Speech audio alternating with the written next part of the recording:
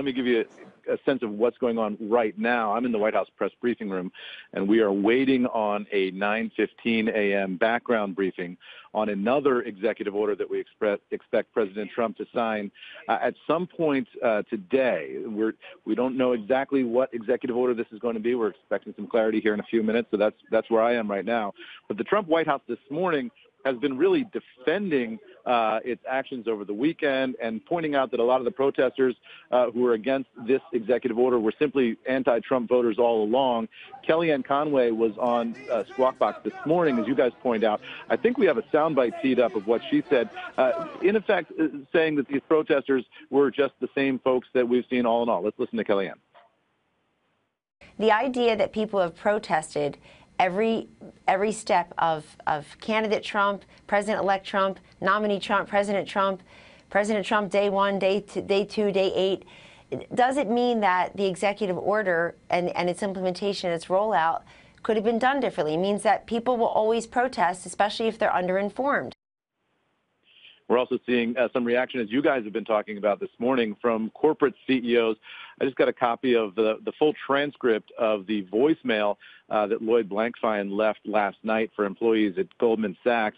Some of that text is, he says, if the order were to become or remain effective, I recognize that there is potential for disruption to the firm and especially to some of our people and their families. I want to assure all of you that we will work to minimize such disruption to the extent we can within the law. So there you go, guys. You're seeing a number of CEOs of different companies saying that they will work to oppose this.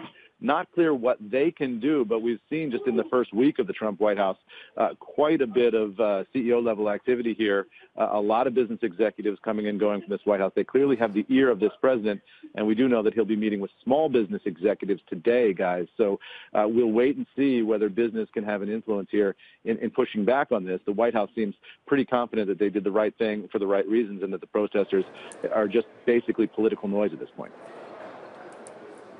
Eamon, real quick, I mean, there is some question as to whether this next executive order will involve H-1B visas, which, of course, is something else that the high-tech community certainly would be very much, I would guess, opposed to. Obviously, for people who are unaware, these are the visas that U.S. companies employ for graduate-level workers, people who are filling jobs, unfortunately, that perhaps can't be filled necessarily by our domestic workforce always, talking about highly technical expertise. Is that your understanding that's a possibility?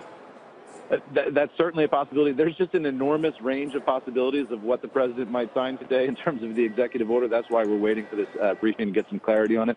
One of the things they talked about last week is this question of voter fraud. They suggested that he would sign an executive order on that.